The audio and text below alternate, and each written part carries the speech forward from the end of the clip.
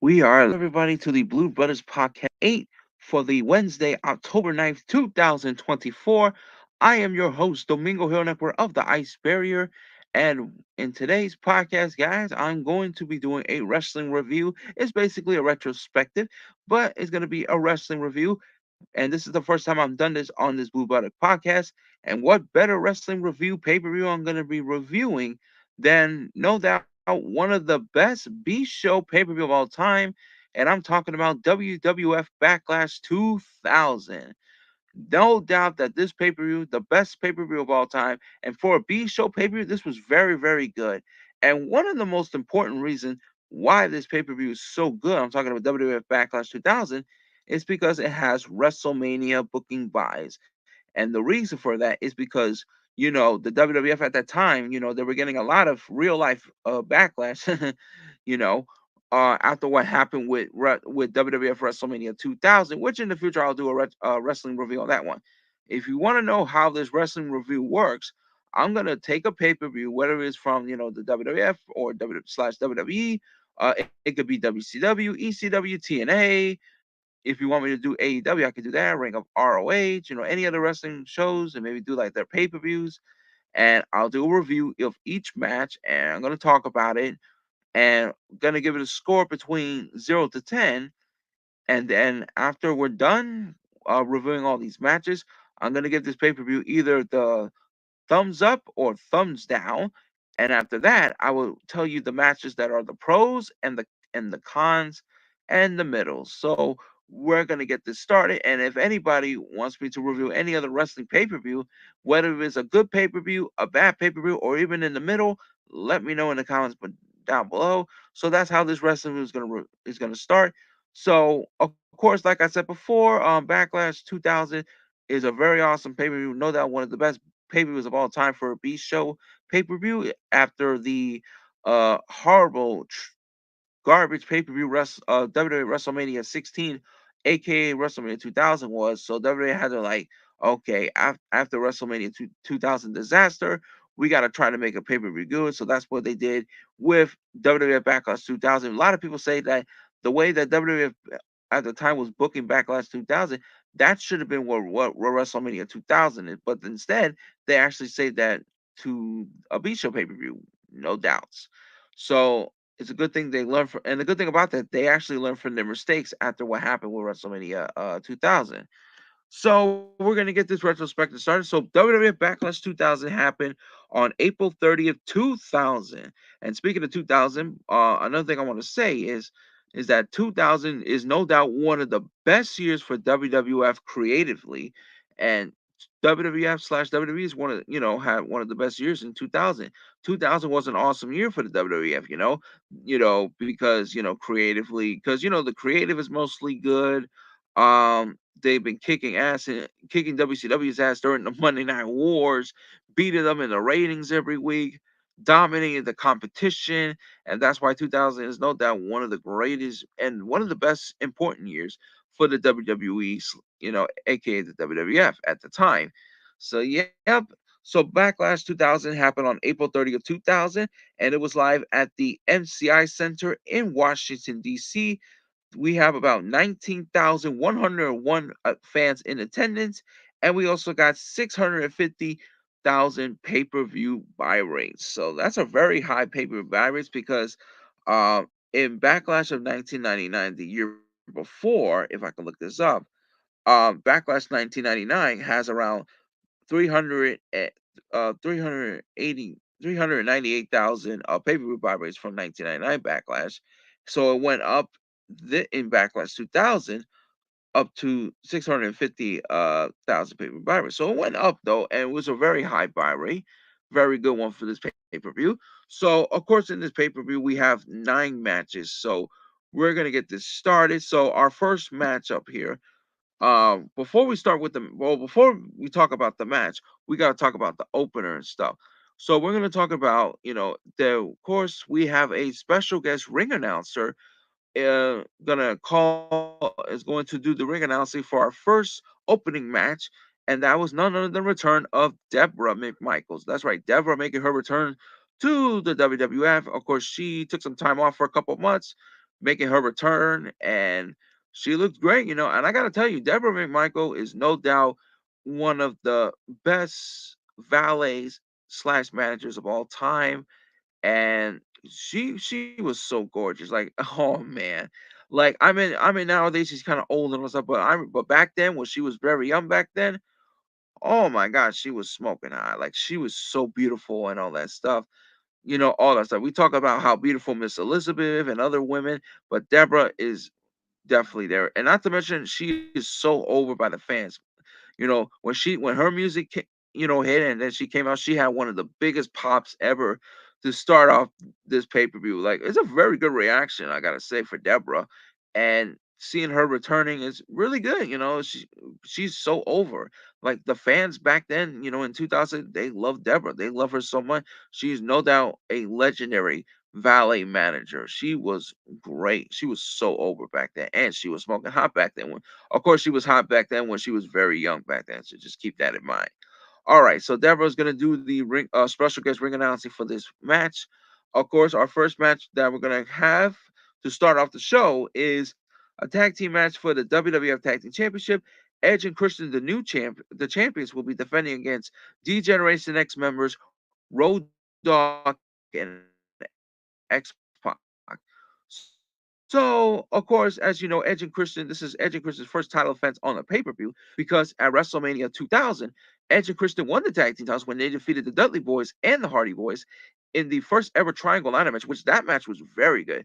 Yeah, like I mentioned back, WrestleMania 2000 was a bad pay-per-view, but they had one of a few great matches, and one of the best matches they have on that pay-per-view was the Triangle Ladder match between Edge and Christian, the Hardy Boys, and the Dudley Boys. So Edge and Christian won that match, and they won their first tag team championship.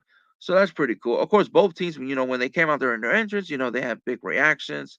You know, over the past few weeks, DX, Road like an X Pac, they talk about, how DX is not that one of the best tag teams in the history of the WWF, and they want to prove themselves.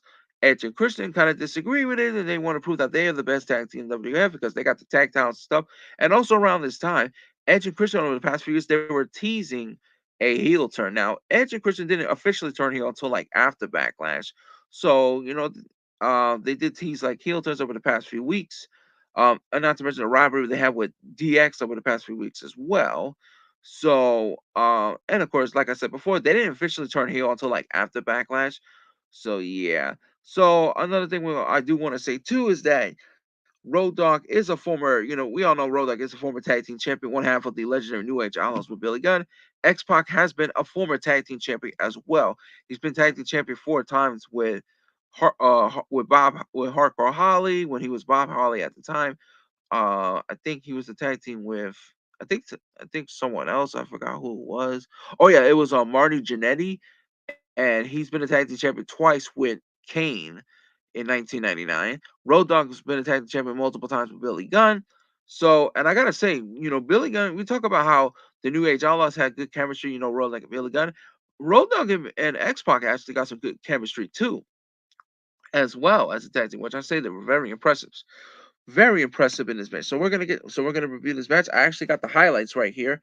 So we're gonna get this start right here. Of course, as you see in the ring, of course, Edge and Christian doing poetry of motion on DX. There was at one point where X Pac, did a spinning heel kick and stuff, and of course the fans booed, chanting X Pac sucks. Edge delivered like a tilt-a-whirl flying head scissors on X Pac. X Pac got out of the ring and so frustrated. Road Dogg, trying to calm him down on the outside. And this part right here is kind of funny. X Pac, when Road Dogg was trying to calm him down, of course, they have Tori, who is accompanying Road Dogg and X Pac. X Pac's girlfriend Tori accompanied them at ringside, trying to calm X Pac down. The fans were chanting X Pac sucks, while X Pac responded to the fans, telling them to shut up. I just laughed when I heard him said that.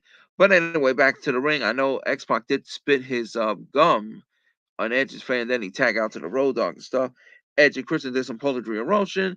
Edge Christian did a power slam on X Pac, and then on the outside, the Road Dogg Irish whip Christian into the steel steps on the outside.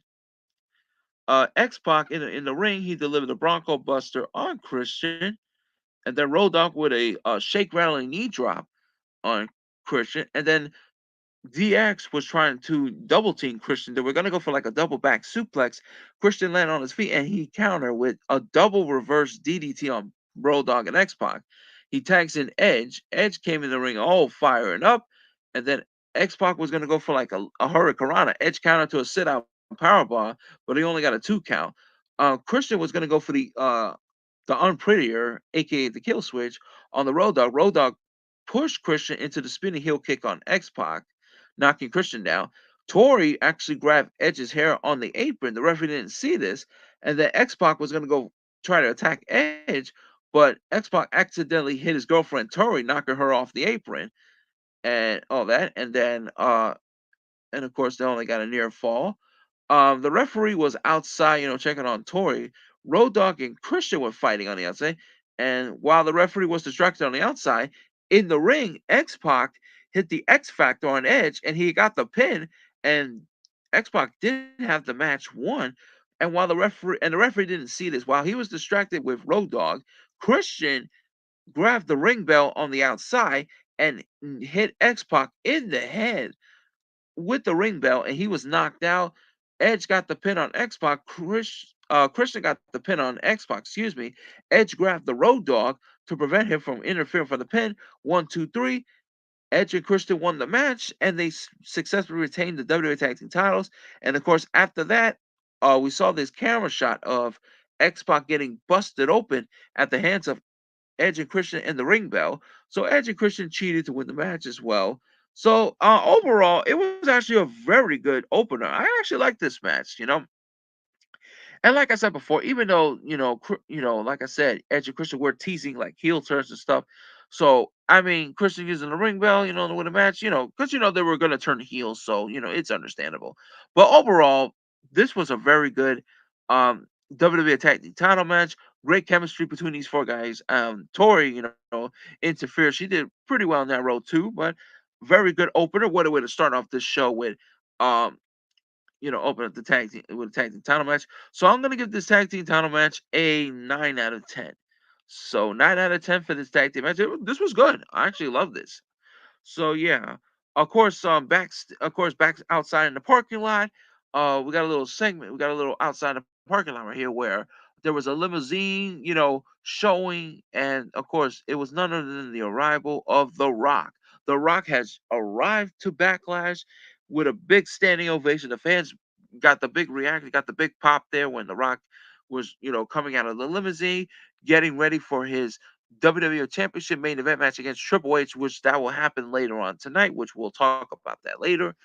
All right, so now we're going to be talking about our second match. So our second match here, we got another championship. This one is for the WWF Light Heavyweight Championship, as the challenger Scotty 2 Hotty will challenge the champion Dean Malenko. Now this match start now. Too Cool had a little bit of a rivalry with the Radicals for a couple months now. I remember, of course, at No Way Out, where Too Cool and Rikishi defeated the Radicals in a 6-man tag team match. I remember on Raw they had like a 10-man tag team match, teaming up with Triple H to defeat Too Cool and The Rock and and Cactus Jack. Like I said, No Way Out, Too Cool and Rikishi defeated the Radicals, of Chris Benoit, Perry Saturn, and Dean Malenko. We also have at WrestleMania 2000, Too Cool, Scotty and Grandmaster were teaming up with China to defeat Eddie Guerrero, Dean Malenko, Perry Saturn, the Radicals in that 6-man tag team match. Now, Scotty's tag team partner, Grandmaster Sexy, was out for a few weeks due to a knee injury in storyline, while Scotty Tuhati challenged Dean Malenko for the light heavyweight title. I think the first time was on a Sunday night. I think the first time, right? When Scotty challenged Dean for the light heavyweight title, it was on Monday Night Raw, where Scotty defeated Dean Malenko to win the light heavyweight championship. And then over a week later on SmackDown, Dean Malenko cheated to defeat Scotty Toddy and won back the light heavyweight championship. During the match, Scotty Toddy with a sunset flip, and Dean Malenko counter it, and then the referee was counted, but he did not see Dean Malenko hold grabbing his hands on the bottom rope to win, so he cheated to win back the title. So, and of course, we're going to do this rematch right now. So, here we go. Of course, Sky Duhati coming out on his entrance. He got a big standing ovation. And of course, Scotty Tahadi in the ring, he delivered a drop kick on Dean Malenko, as well as delivering a Saito suplex. Scotty Tahadi hit Dean Malenko with the Insiguri, and during the match, Dean Malenko was working on Scotty Tahadi's leg, and Scotty Tahadi did a pretty good job selling the injury of the leg. Scotty hit the Insiguri on Dean Malenko. Malenko hit a superplex on Scotty, which was very good. And Scotty Tahadi hit the Bulldog, and then he delivered his worm, which he got a big pop over it. The fans love the worm. And of course, Dean Malenko with the Tiger Bomb and only got a 2 count. He also delivered a power slam. He only got a 2 count. Scotty Tahadi was going to go for a superplex on Malenko, but Dean Malenko countered in midair and delivered a avalanche DDT from the top rope. That finish was amazing. That was a very good finish. Dean Malenko count the three. Dean Malenko, pinned Scotty Tahadi 1, 2, 3, and Dean Malenko won the match, and he successfully retained his WWF Light Heavyweight Championship. And I gotta be honest, this was a very good match. I'm impressed. Like very good chemistry between Dean Malenko and Scotty Tahadi. This was a very good light heavyweight championship match. And listen, you could say whatever you want about Dean Malenko and his run in the WWF, and how bad it was, all that stuff. But I gotta say, this match right here is one of the best matches he had in the WWF in his WWF career. Same thing with Scotty Tahadi. They both have good chemistry with each other. Scotty selling the knee was very good.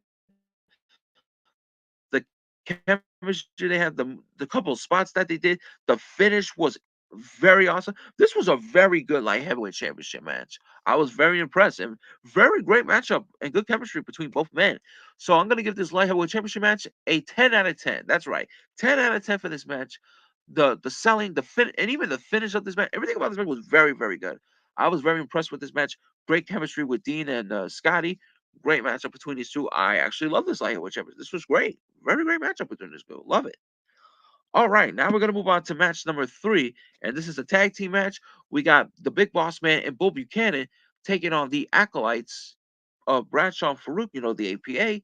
So over the past few months, now of course, Boss Man and Bull Buchanan, showing their loyalty to the McMahon Helmsley machine over the past few months.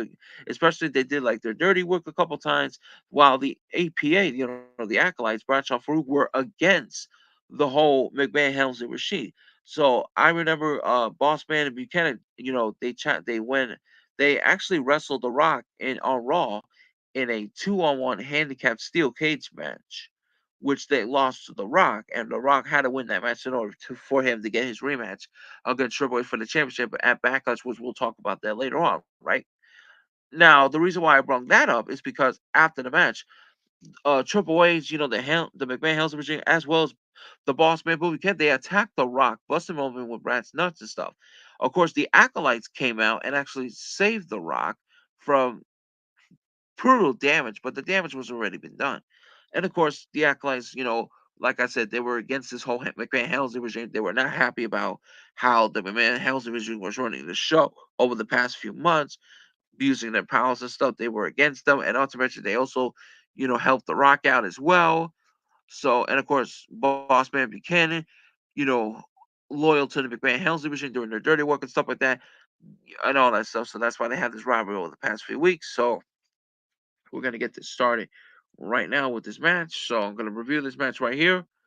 Um, Bradshaw with a clothesline from hell, knocking Buchanan down. He hit that clothesline from hell a little early. Boss Man attacked Bradshaw with a nightstick. The referee didn't see that, and then Bull Buchanan off the top rope uh deliver a scissors kick off the top. Oops, sorry, drop my sorry about that, guys. Of course, on Farouk, with a spine buster, they battle on the brawl and all that stuff. I did mention Boss Man. The referee didn't see this, but the Boss Man had his nightstick and hit Bradshaw in the face. And then when Bradshaw turned around, Bull Buchanan, who was on the top rope, he delivered a scissors kick off the top rope. That was very impressive. That was pretty good. And of course, Bull Buchanan pinned Bradshaw 1, 2, 3, and Boss Man Bull Buchanan won this tag team match. The finish was actually pretty good. I gotta say, Bull Buchanan was very impressive for a guy who was a heavyweight. He actually did some pretty impressive high flying moves. However, this tag team match was not that good, honestly. Yeah, I mean, Bull Buchanan was impressive, I have to say, especially with that finish, a sister kick off the top rope. That was really good.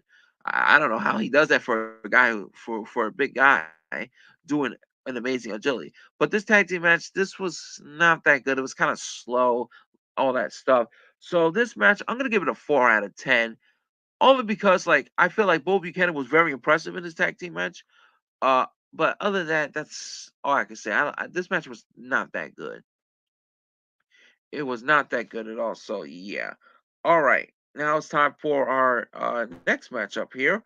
Our fourth match, we have a six-pack match for the WWF Hardcore Championship. The champion Crash Holly will be defending against Hardcore his cousin Hardcore Holly, Taz, Jeff Hardy, Matt Hardy, and Perry Saturn.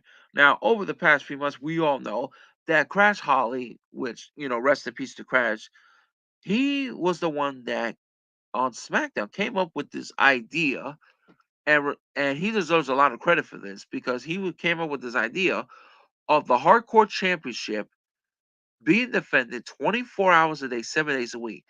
And if and all you have to do is to have a referee with you, and the title will be defended false count anywhere. It could be anywhere. And over the past few weeks, we see Crash Holly, and there were some funny moments too. Like they were, backstage, fighting, wrestling in the backstage, outside in the parking lot. They were fighting in like in a circus, in an exercise gym, in a hotel, like in a circus. Like it was there were some funny moments that Crash Holly was in, and it was so funny. And when WWE first introduced the 24/7 rule for the Hardcore Championship, it worked out as planned.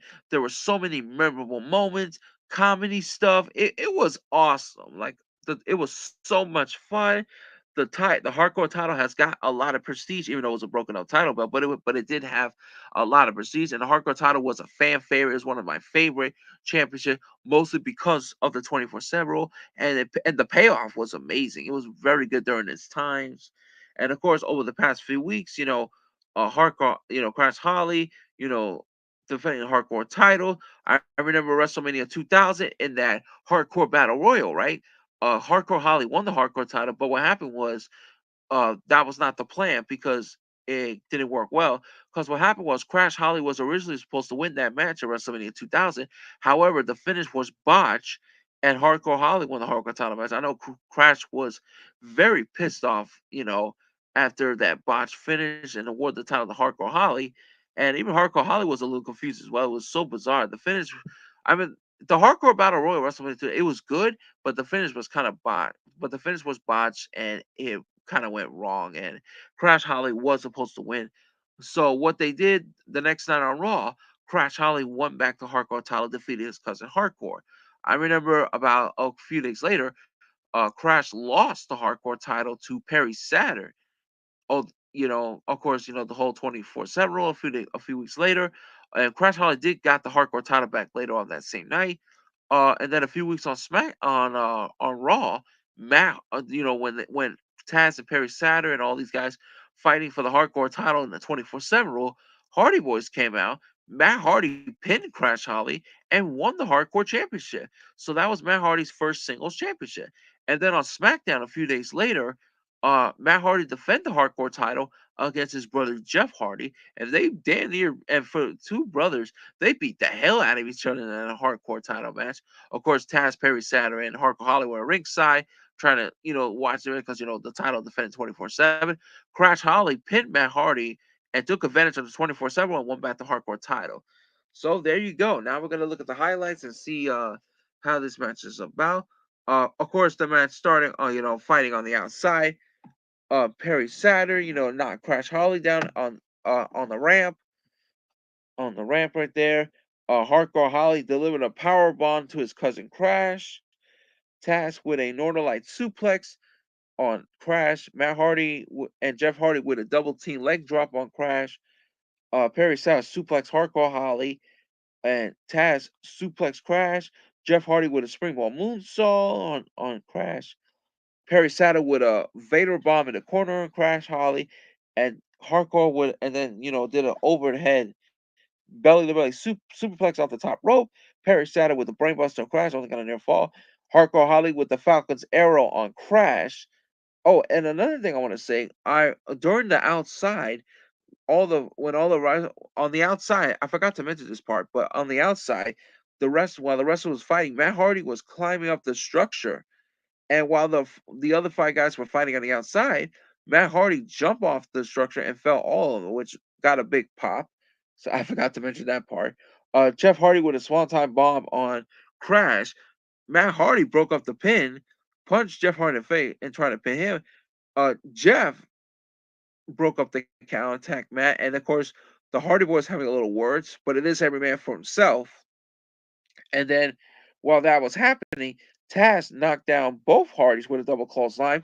Taz with the Taz mission on Crash, trying to win by submission, and then Perry Sarah hit Taz in the head with a stop sign, and Taz was knocked down from that shot. The Hardy Boys on opposite turnbuckle side took out Hardcore Holly and Perry Saturn on the outside from the inside ring top rope with crossbody, knocking both Hardcore and Saturn down. And while those four men were all out on the floor on the outside, in the ring, Crash Holly pinned Taz, who was knocked out from when he got hit in the head with the stop sign from Perry Saturn. Crash Holly got the arm of Taz. Referee counted 1, 2, 3, and Crash Holly successfully retained his Hardcore Championship. And oh, one more thing before I give this a review score.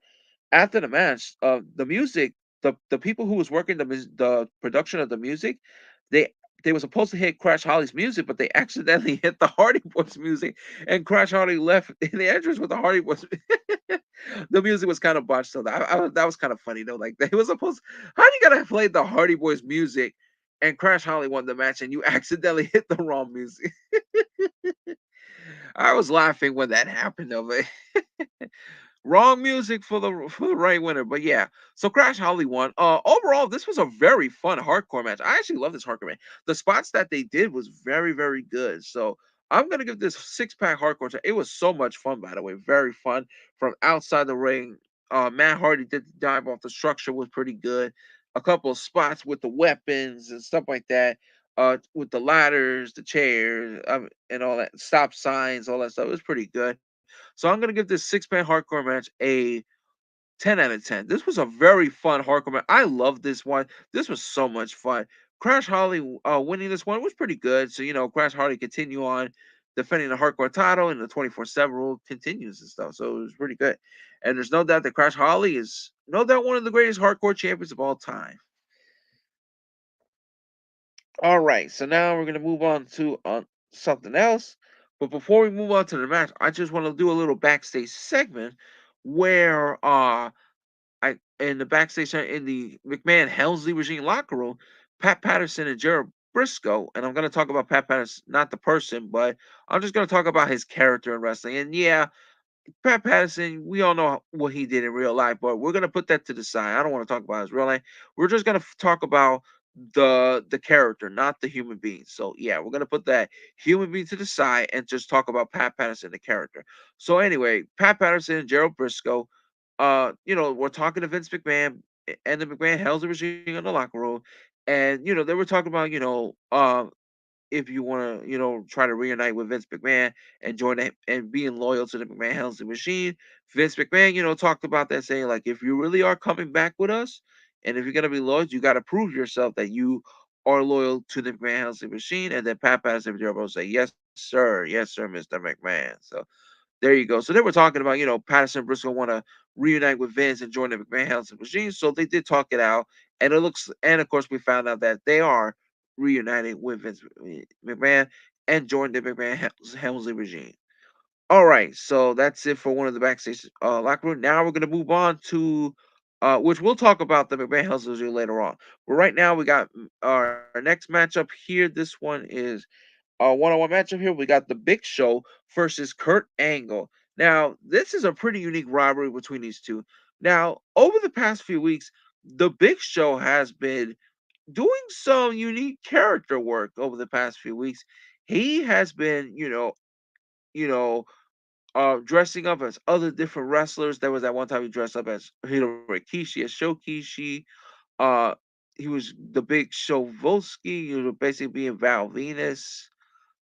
He also dressed up like I think one of those Viking characters, and all that stuff. Like Big Show in the past, he was doing some comedy stuff, dressing up into like different characters and wrestlers and other stuff as well, which over the past was pretty cool and funny. Now Kurt Angle and on SmackDown, Kurt Angle wanted to find a tag team partner, so he wanted a tag team title shot against Edge and Christian on SmackDown, right? So they did, and Kurt Angle found a tag team partner, which was the Big Show. And Big Show, you know, was dressing up as I think one of those Scotland characters. I forgot who he was gonna dress. So during the match, you know, Big Show was having a lot of fun. Kurt Angle was very amused, was did not like this at all. And then he was trying to tell Big Show, listen, man, you gotta stop with the fun. We gotta focus on winning the tag titles, right? So what happened was Kurt Angle slapped the Big Show, which that was a big mistake.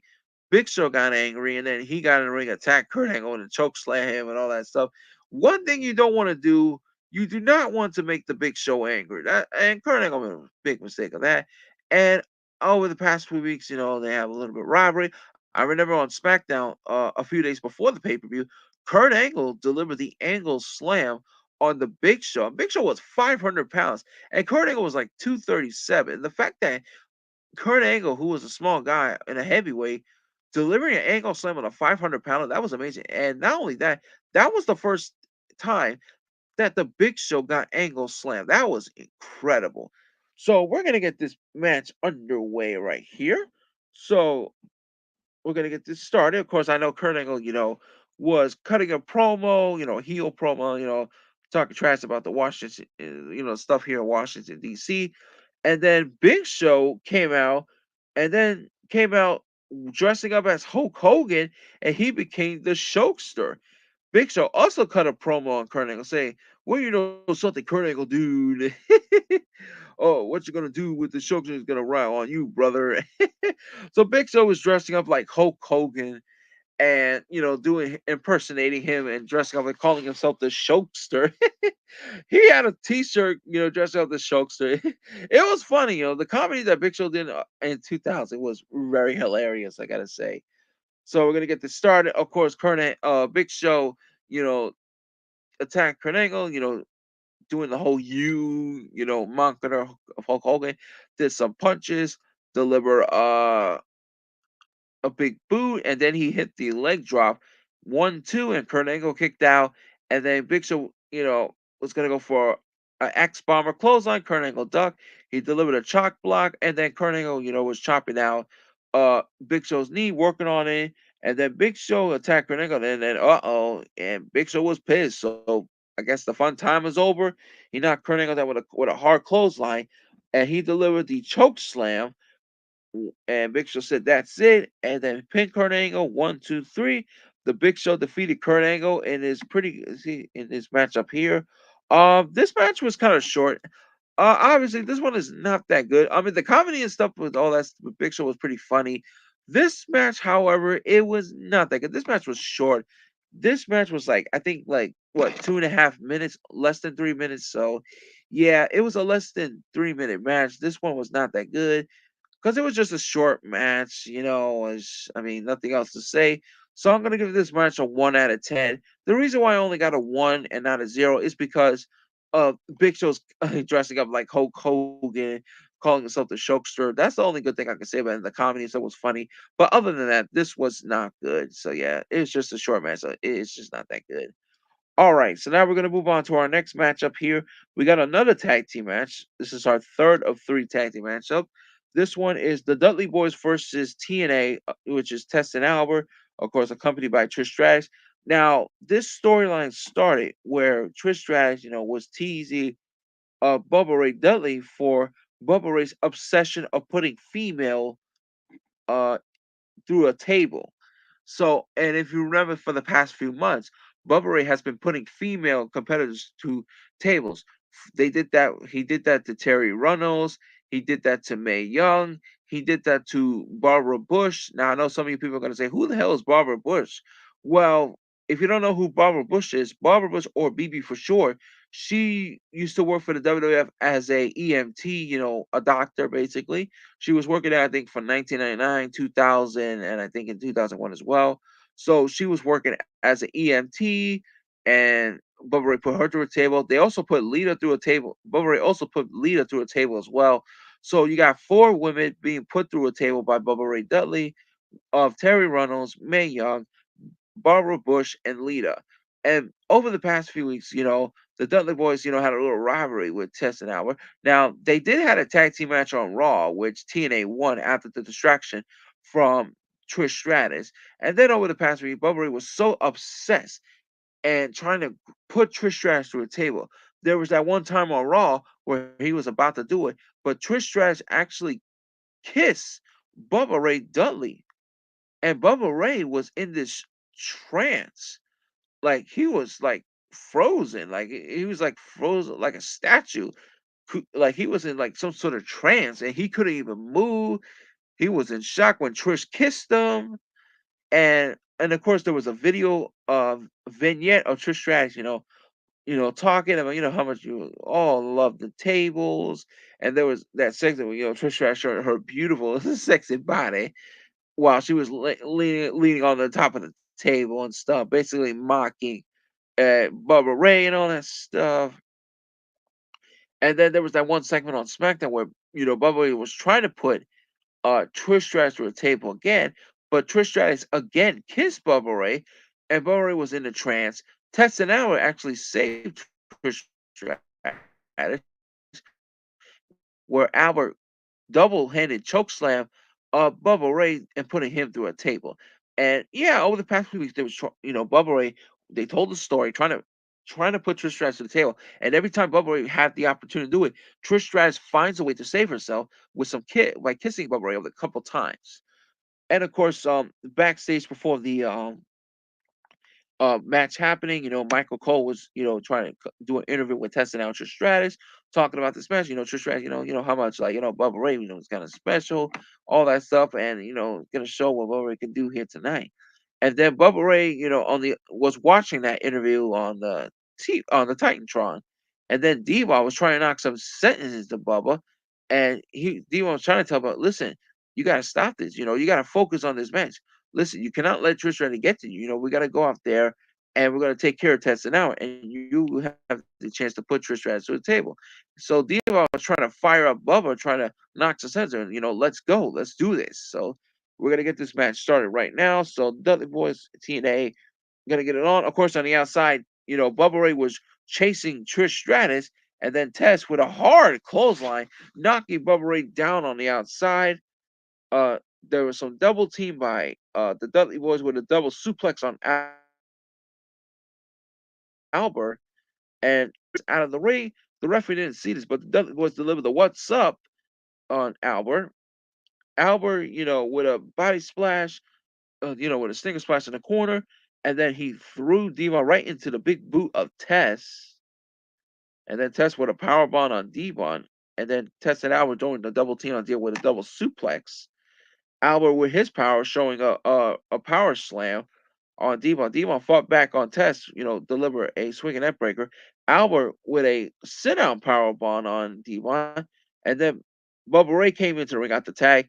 The fans were actually chanting, "We want tables," so And of course, around this time, the Dudley Boys is basically the baby face because we know TNA were heels, and of course, the Dudley Boys are baby faces around this time too, due to them getting cheered by the fans when the fans were chanting, "We want tables." So yeah, and of course the WWE were heels around that time, I believe, but around this time they turned babyface because of the due to them getting cheered by the fans and to the points of trying to put people through tables, and the fans were chanting, "We want tables" in this matchup. So yep, Bubba Ray with a Samoan drop on Taz, double team by the Dudley Boys. They deliver a back Saito suplex neckbreaker combo on Tess.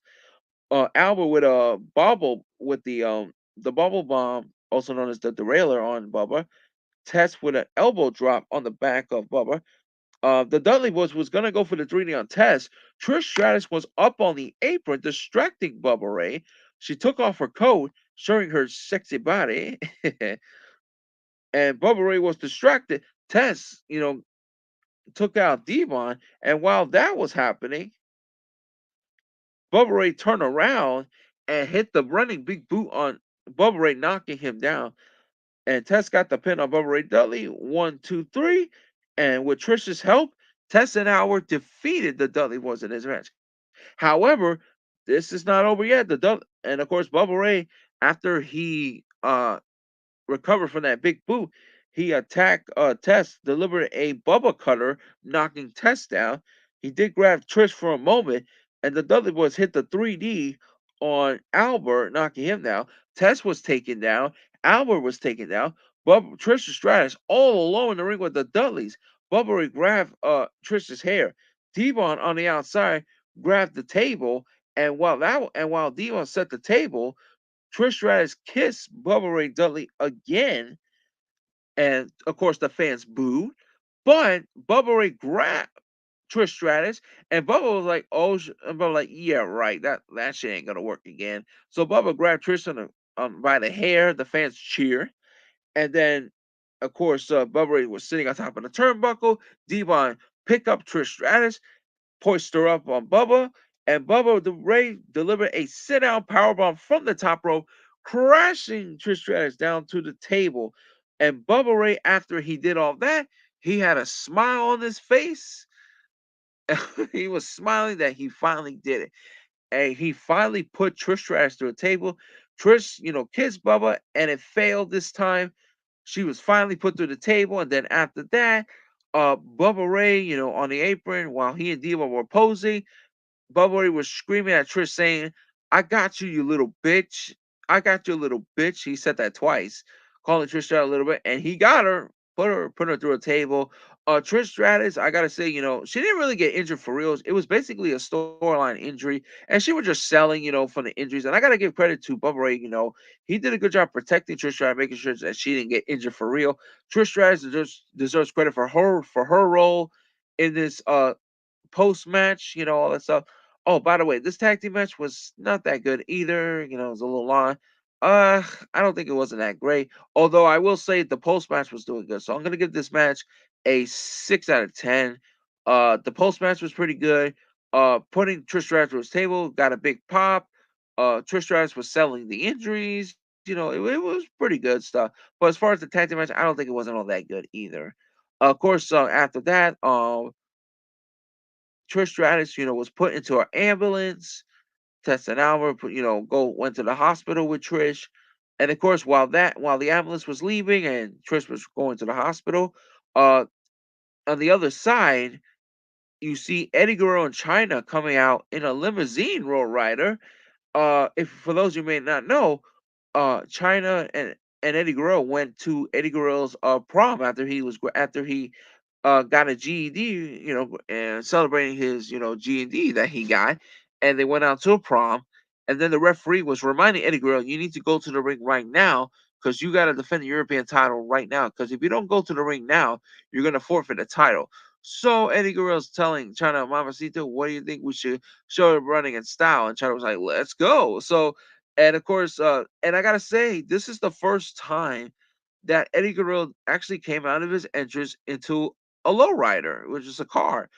And that was the first time that happened. Now I know Eddie Guerrero didn't do that uh every week until like around 2003, but in 2000, that was the first time he came out in a car, the limousine ride. So he came out, he took his tuxedo off. Of course, he has to wrestle with his pants, tuxedo pants. So yeah, of course, getting ready for his European title because that match is happening right now. Eddie Guerrero will be defending the European title against S.A. Rios. China is going to be in Eddie Guerrero's corner while S.A. Rios got Lita in his corner. Now, of course, I remember Eddie Guerrero and China had a little feud with each other.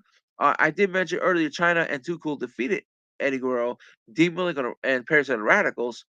WrestleMania 2000 and a six-person tag team match. It was on Raw after WrestleMania where Chris Jericho defended the European title against Eddie Guerrero. And China and Chris Jericho used to have an alliance for a couple months before China turned on Jericho and helped Eddie Guerrero win the European title. Eddie Guerrero won his first championship in WWE on Monday Night Raw after WrestleMania 2000, and then on SmackDown, Eddie and China, have sort of alliance, and we know Eddie Guerrero. We found out, and even Eddie Guerrero was telling China, uh, "I gotta know why would you did what you did." China responded by saying, "Oh, I could have resisted your Latino heat." Oh man, that was great. And yeah, the Latino he got into China, and now they're having a little mamacita relationship, and that's when Eddie called China mamacita, and the mamacita storyline between Eddie and China was born. And I gotta say, that was one of the best storylines I've ever seen. Eddie and China's love relationship with the mamacita storyline. It was very, very good. And of course, over the past few weeks, I remember Eddie and SA used to be tag team partners for a while, but what happened was uh, when Lita was trying to interfere, trying to help Eddie and Esther to win the match, it kind of backfired. Lita did a crossbody. She was trying on Eddie Guerrero by accident. China saw that, and then they did a talk backstage a few days later on SmackDown where China reminded Lita that you lucky Eddie Guerrero was in a good mood, and he decided to give you another chance to team up with Eddie and Esther Real teaming up, and China warned Lita, uh, do not try that mistake ever again. Otherwise, there will be consequences. So, yeah. And that's exactly what happened. Where in the tag team match on SmackDown, when Eddie and win a tag team match against the Dudley Boys, Lita once again accidentally hit Eddie Guerrero again with a crossbody on the outside, and they lost the match. And of course, in the ring, the Dudley Boys had a table set up, and China, was going after Lita, and then he grabbed her, and then China was looking at the Dudley Boys, and then she decided to throw Lita and give it to the Dudley Boys, and of course, Bubba Ray Dudley put Lita through a table, and then a few weeks later on Raw, Eddie and SA Reels and Lita came out. They got revenge when Lita attacked China with a crossbody off the top rope on the outside. Eddie and Lita attacking Eddie Guerrero. And of course, in the storyline, Eddie Guerrero, was getting ready for his prom, and celebrating him getting his GED, putting on some clothes, and Mamacita putting on her clothes as well. And of course, around that time, of course, not only that Eddie Guerrero had to do going to his prom to celebrate him getting a GED, but also on that same day he has to defend the European title against SA Rios. And we're gonna get this match started right now. This was and of course I know, and of course around this time we know Eddie and China were heels, but around this time they were getting cheered by the fans and they were teasing on babyface. Now they didn't officially turn babyface until like a few weeks later, so we're gonna get this European title match underway right now. So here we go. In the ring, Eddie Guerrero got tilted world backbreaker by uh SA Rios. Eddie Guerrero did a heel low, from the apron all the way up top, delivered the heel on SA Rios. Very good. SA Rios with a beautiful drop kick on Eddie. Eddie Guerrero, was launched by SA Rios, with that monkey flip. China on the out referee didn't see it, but China with a forearm shot, punching SA Rios and then throwing back outside. And then on the outside, Eddie Guerrero was trying to power bomb SA Rios on the outside. Lita was on the top rope trying to do a cross by Eddie Guerrero, but China saw that. She pushed Lita off the top rope on the outside right through the announce table, and Lita bounced face first. And then Eddie Guerrero was distracted by that, and SA Rios recovered with a back body drop on the outside. And then on the apron, SA Rios delivered a Saito moonsault off the second rope on the outside on Eddie Guerrero, and that was incredible. And then SA Rios was inside the ring. He delivered a somersault plunge on Eddie Guerrero from the inside all the way out to the outside. And I gotta say, these high flying spots that both men did, they actually got big reactions out of it, which is pretty impressive. SA Rios was on the top rope, and while Eddie Guerrero distracted referee, China knocked SA Rios off the apron, knocked him down on the tape rope, and then Exterior's bounce off the turnbuckle. Eddie Guerrero hit a superplex and got a near fall. He hit a brainbuster on Exterior's. Eddie went on top. Exterior's quickly got up, delivered an arm drag and on Eddie Guerrero off the top rope and knocked him down in the ring. Only got a near fall. Exterior's went for the moonsault. Eddie Guerrero got his knees up. I gotta tell you, these high flying spots with both men is incredible. Getting good reactions and good chemistry with both of these men. And then after that, Eddie Guerrero uh pick up SA Reels and he delivered an airplane spin neck breaker, which is a very unique move, I gotta say. So he hit the airplane spin neck breaker and 1, 2, 3. Eddie Guerrero pinned SA Reels. He won the match and he successfully retained his European title. A great matchup here between these two. But wait, there's more. China Eddie was celebrating. SA Rios delivered a dropkick on Eddie Guerrero from behind, knocking both Eddie and China down. And then in the ring, Lita stripped SA Rios from her prom attire, and China was showing her bras and panties, and China was embarrassed. And Eddie was trying to cover up with the European title. China was pissed for a moment before Eddie Guerrero was showing before China was showing her entire body to the fans, and she's like, all right, fine. And of course, China, did have the European title, but she was like, "Oh, you know what? I'll give the title to you." So yeah, 1 minute China was mad, and then all of a sudden, oh, she embraced it, and the fans were loving it. So there you go. All right, so Eddie Guerrero won this match, retained the European title.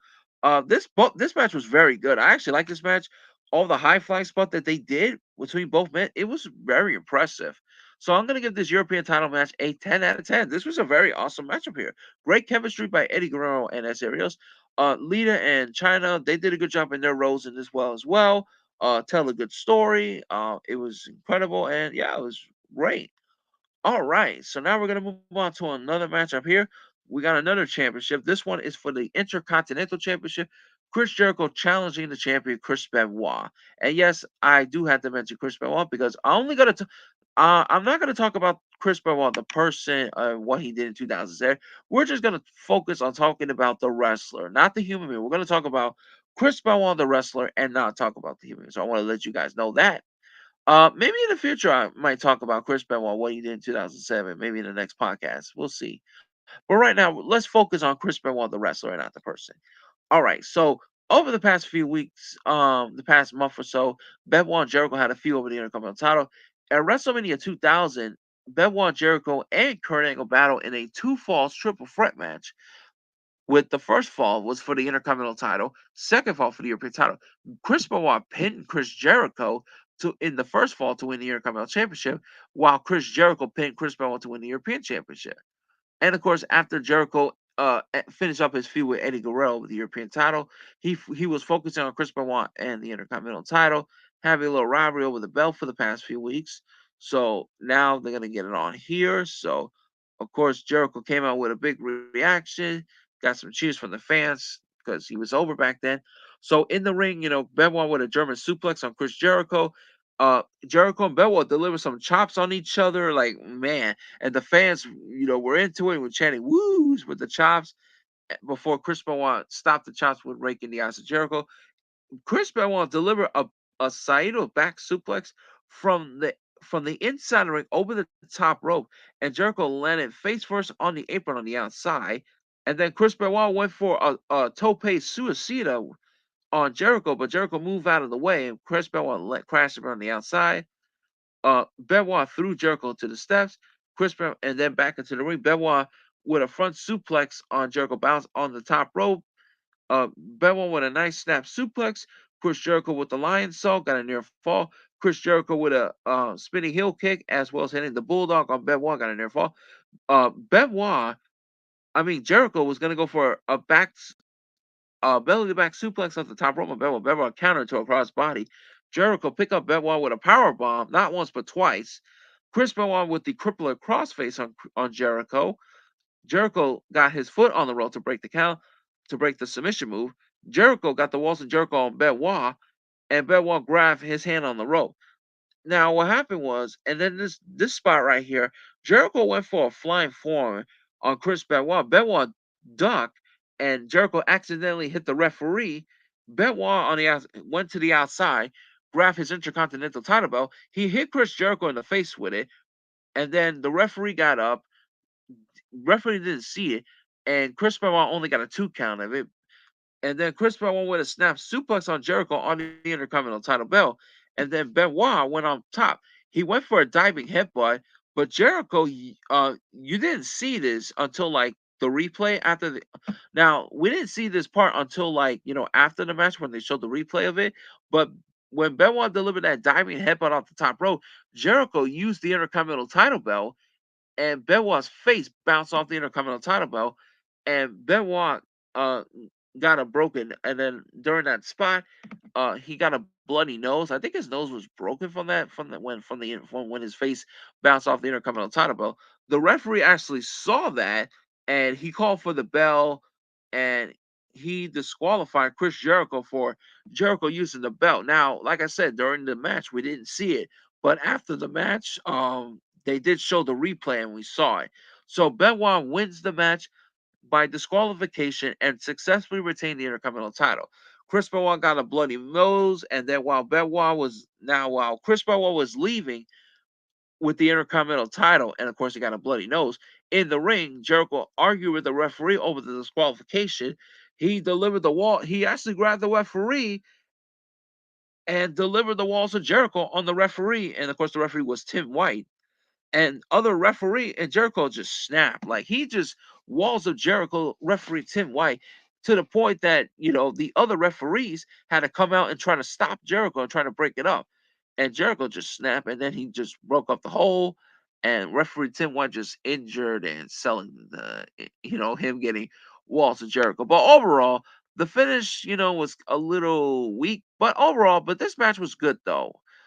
The very good match between Benoit and Jericho for the Intercontinental title. Both men got good chemistry. They know each other very well. They had a history with each other, and they had a very good match. Great matchup here between these two. So I'm gonna give this Intercontinental Championship match a 9 out of 10, just because I feel like the finish was a little weak in my opinion because of the disqualification.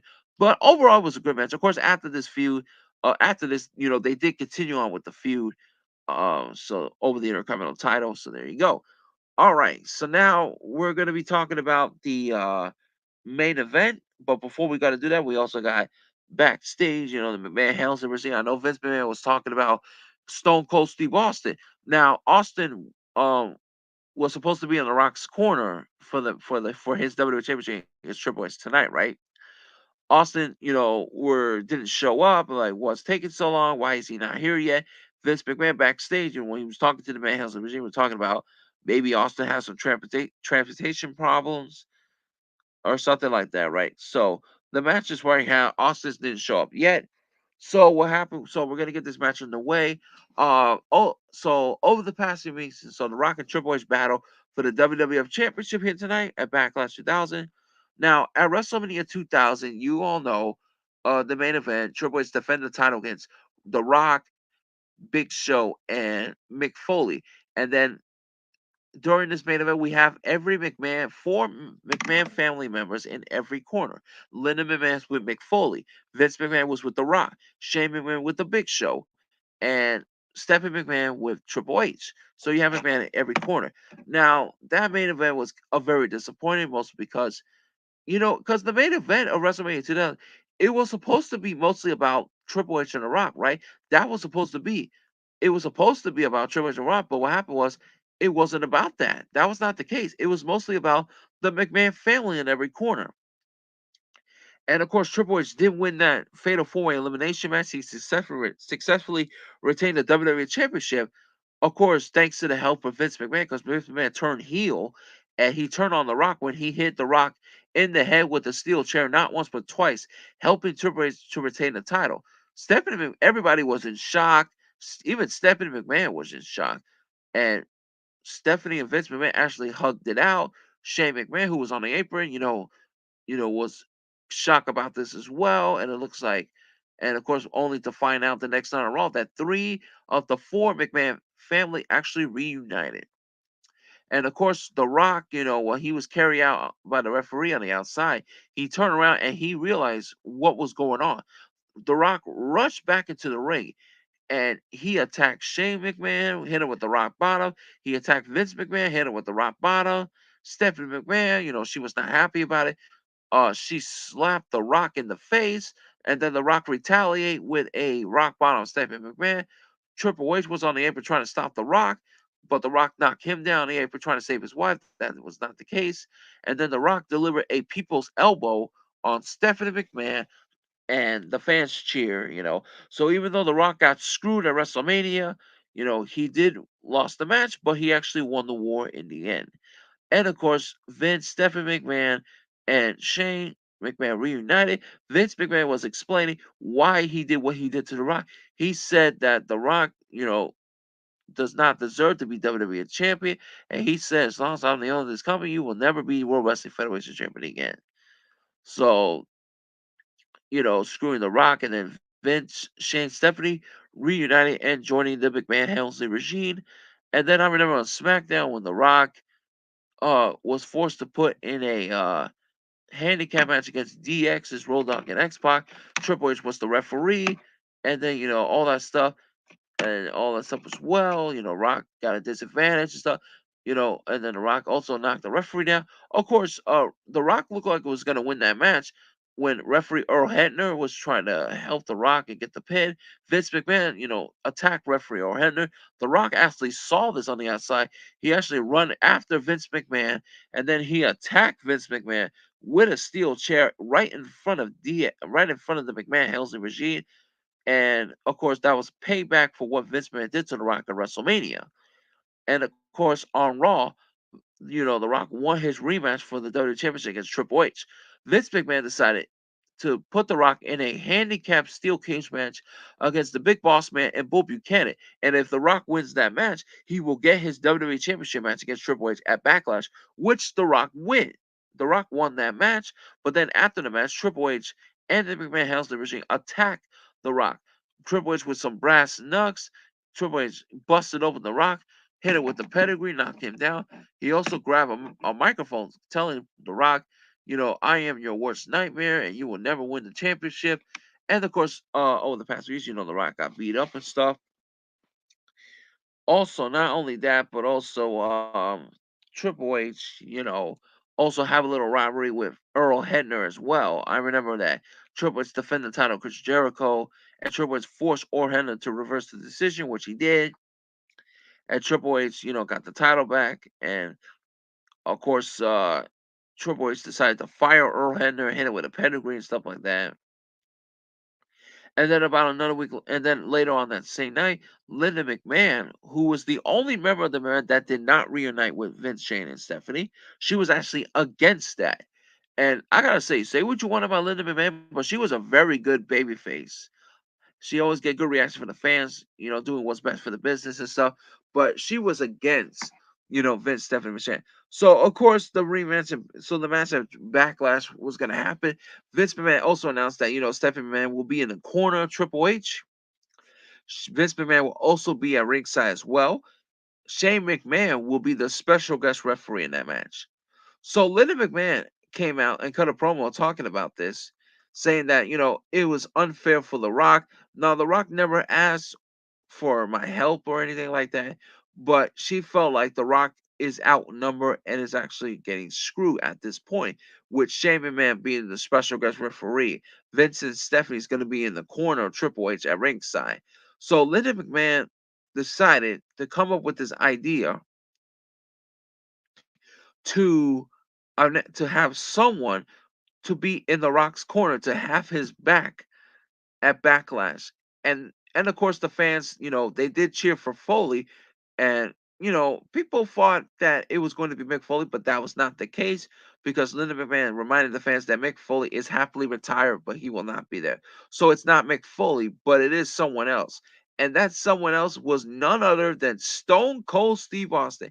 And when Linda McMahon said Stone Cold's name, it was a big pop. The fans in that building was exploded with a big reaction. It was the biggest pop I have ever seen. This was one of the best wrestling fans pop reaction I've ever seen. The fact that Austin got that big reaction, all this stuff, and Austin's going to be in The Rock's corner at Backlash was incredible. It was incredible. And of course, Austin, was going to make his return. Of course, Austin was out for a few months due to him having spinal cord fusion surgery. Of course, it was at Survivor Series '99 when they did a storyline angle where Austin was ran over by a car of a limousine, and Austin was out for a few months because they had to write him off television. So Austin has to get neck surgery. He had to get spinal fusion surgery on his neck. Now, Vince McMahon, Stephanie was not happy about it. She even tried to convince her mom, Linda, to reconsider. Linda McMahon says no, her decision was final. Stephanie was going to slap Linda, but then Linda McMahon blocked in and decided to slap Stephanie. And Triple H was going to pedigree Linda, but then Shane McMahon, not stop Triple H from that. Triple H and Shane were having a little stir. Stephanie McMahon was trying to stop the fight, and she slapped both Shane and Triple H in the face. And then Vince McMahon, was not, and then a week later on, Vince McMahon was not happy about it, trying to get it. Now Triple H and Shane was back on the same page, so the McMahon Hells Division were back on the same page. So Vince McMahon, he was not happy that his own wife Linda decided to have Stone Cold Steve Austin be in The Rock's corner for Backlash. Now Vince McMahon reminded The Rock, "Can you even trust Stone Cold Steve Austin?" And the reason why he said that is because Stone Cold Steve Austin, in his The Wrestler, has DTA, don't trust anybody. So The Rock was reminded by Vince, the whole DTA, don't trust anybody. Don't even, can you even trust Stone Cold Steve Austin at Backlash? And not only that, but also uh, Vince McMahon also reminded everybody about, Austin got ran over by a car at Survivor Series in 1999. And Vince McMahon explained little details. That limousine that ran over Austin, that was actually The Rock's limousine that happened. Now, that's a little bit of a details right there. So The Rock, although Vince never said that The Rock did it, or well, I think he did kind of teased it about it. So yeah, about that. And then on SmackDown, a few days before Backlash, The Rock, was cut a promo to the Van Helsing, telling everybody, what if I tell you that Austin was going to be on SmackDown tonight? And then during the backstage, there were some funny moments where Shane McMahon actually saw a sign that looked like Stone Cold Steve Austin, and he just punched the little sign thing there. There was also Austin's theme music was in a locker room, and then when they opened up, it was a boom box playing Austin's song, and then I think Triple H smashed the actually just really threw hard on that boom box and destroyed it. And Shaman was screaming like, "I had enough of this." In the bathroom, I think Triple H and Shane attacked a guy who dressed up like Stone Cold Steve Austin, but that was not Stone Cold. And then the guy was like, "Wait, who are you?" And I'm like, "I work here." Like, "You're fired. Get out of here." Oh man, it was funny. And of course, there was that part when they were inside the locker room where there was a lot of cans of empty beer cans, and Vince fell into them. And Shane and Vince was so angry, like, what is going on? So they decided to go into the ring later on that night, calling out Austin, like, "Come on, Austin, come on out," and right. And then Triple H, said, Austin was like a chicken something, but they bleeped that. And then saying that if Austin's not gonna come out, how about The Rock coming out, and calling The Rock a chicken, what? That got bleaked out. And then The Rock came out his music, and then, The Rock says, Stone Cold is actually here. And on the Titantron, we saw Stone Cold Steve Austin. And Stone Cold said, I heard you guys are looking for me, right? And of course, coming up at Backlash, you damn right, Austin's, I'm going to be there. And he said, I'm going to be on the side that I always been in, and that's mine. Austin was in the parking lot. He was in one of those construction things, right? One of those construction machine things. Um, on the outside in the parking lot, there was the DX Express, which is a bus, for D Generation X and the McMahon machine. Austin dropped down a crane and blew up the bus. And the DX Express was destroyed. It was set on fire by Stone Cold Steve Austin. And of course, Austin 316 says, "I just wrecked your bus." And then Austin, saying, ready for Backlash, and that's the bottom line because Stone Cold said so. And then after SmackDown went off the air, um, Austin actually did show up in the ring on SmackDown, cutting a promo and stuff like that as well. Now, during the video package, they actually showed the part where Austin did show up on SmackDown, but that was happening after SmackDown went off the air. All right, so now for the backstage promo, Michael Cole is interviewing The Rock, talking about, where is Stone Cold Steve Austin? He hasn't showed up yet. The Rock says that he doesn't know where Austin is. He could show up any minute. Maybe he's running late or something. He doesn't know. But what The Rock do know that he's getting ready. He knows he's outnumbered. He knows he's out there. But he promised the people, and he promised that he will become WWF champion once again. If you smell The Rock is cooking, he made a promise to the people that he will be WWE champion again. All right, so of course Shane McMahon getting coming out with his own entrance, the special guest referee, Triple H, the WWE champion, accompanied by his wife Stephanie McMahon, who is the women's champion, and his father-in-law Vince McMahon in the corner of Triple H coming out there in their entrances. Vince McMahon, before The Rock came out, he did cut a promo talking about Austin's not going to show up due to transportation problems, trans trans transitional problems, traveling problems, traveling problems and stuff. So after that, The Rock came out in his entry, looked eye to eye with Triple H. They have a little battle with him with the punches to start off the match. Vince McMahon on the outside, he grabbed The Rock and threw him into the ring post. And then inside the ring, Shane and Triple H, had a little talk in the ring, and they actually hugged it out. So The Rock is screwed at this point. So The Rock is outnumbered. Of course, Triple H and Shane did hug it out after Vince McMahon attacked The Rock on the outside. In the ring, Triple H with a running knee lift on The Rock. The Rock recovered then hit it with suplex. The Rock with a catapult. Triple H bounced off the turnbuckle. Rock and Triple H knock each other down with a double clothesline. Vince McMahon on the apron hit The Rock with the WWE title belt, knocking him down. But Triple H tried to get the advantage. Got a near fault. And Shane McMahon was fast counting too. After Rock got knocked down by Vince with the championship. Uh, of course, we all know Shane McMahon's an unbiased referee. The Rock in the corner attacked The Rock with a attack Triple H, excuse me, with the clothesline. The Rock hit the DDT on Triple H. He got the pin, but Shane McMahon refused to count. And The Rock, was not happy about this.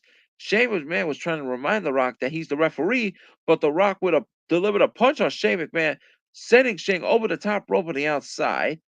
And then Triple H, after that, knocking The Rock over the top rope to the outside with a clothesline. Triple H threw The Rock in the steel stairs.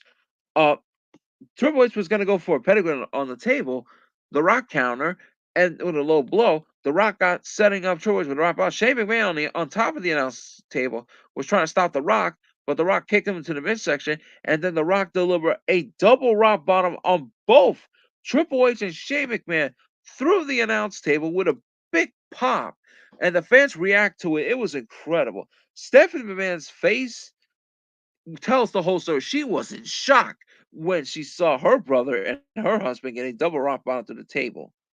On the outside, Vince McMahon was in shock. Back into the ring, Vince McMahon cheap shot The Rock. The Rock turned around and then he grabbed Vince McMahon, and then Triple H got back into the ring, delivered a low blow, and then Triple H hit the pedigree on The Rock.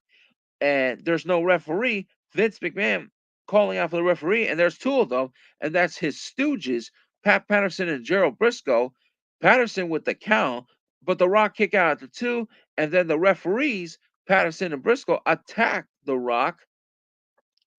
Vince McMahon attacked The Rock as well with the steel chair, hitting The Rock in the head with it. And then, of course, Vince McMahon reminding the Patterson Briscoe, I want three. I want three. Count to three. Triple H was going to set up for the pedigree in The Rock when Stone Cold Steve Austin music hit and the place exploded. Austin got this big reaction. Stone Cold is back. Vince McMahon was in shock. He thought that Austin was never going to come back. He came back. He grabbed a steel chair. Vince telling Triple H to go after him. And Austin attacked Triple H with the chair. He also attacked Pat Patterson, Gerald Briscoe with the chair. He attacked Shane McMahon and Vince McMahon in the chair. Austin talking trash to Vince. Triple H came back into the ring, got a chair of his own. Austin counter kicking Triple H and then hit him in the head with a chair again. Austin knocked down everybody. He took out Triple H, Pat Patterson, Gerald Briscoe, Shane McMahon, and Vince McMahon in the head with those chair shots. And then Austin, left the ring because he done what he did. Linda McMahon came out with referee Earl Hebner, and of course, Earl Hebner was fired by Triple H, and we found out after Backlash, Linda McMahon has rehired Earl Hebner back. So Earl Hebner is back as a referee, and then Stephanie McMahon, saw Linda coming out. What are you doing? You gotta leave. Linda McMahon pushed Stephanie McMahon, her own daughter, down to the ground, knocking her down.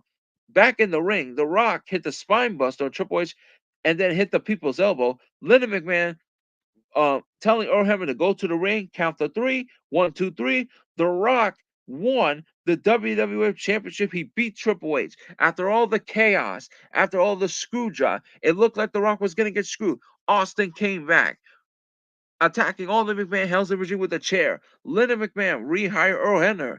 She knocked down Stephanie McMahon, her own daughter, to the ground. The Rock made a promise, and that promise he was going to win back the WWF Championship. He did it. He won the match and, of course, and the championship. So after all the chaos, everything, the drama, the story that they told, it was incredible.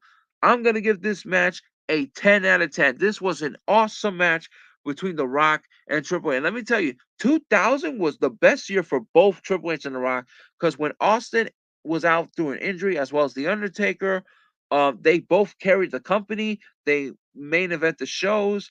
They had tremendous chemistry with each other. They told a good story. The drama, everything about it was awesome, was incredible. Of course, after the match, The Rock was celebrating.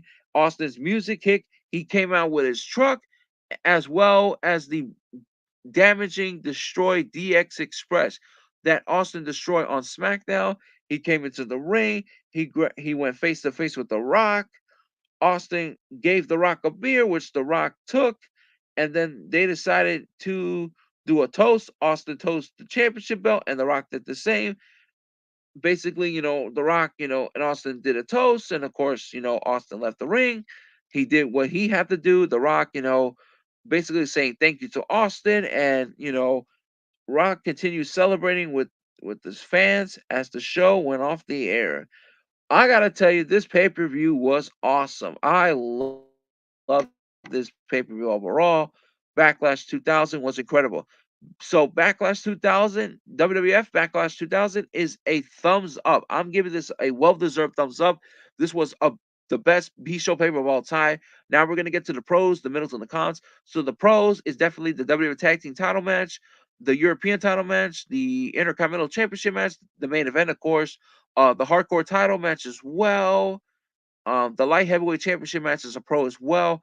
The cons, I will say uh the Big Show Kurt Angle one, the Acolytes versus Boss Man Buchanan match. As far as the match in the middle, I will say the Dudley Boys versus Test and Albert, and as well as the Trish Stratus putting through a table spot as a pro. As far as like other pros that are non-wrestling matches, definitely the storyline, the drama, Stone Cold Steve Austin returning, that's a pro.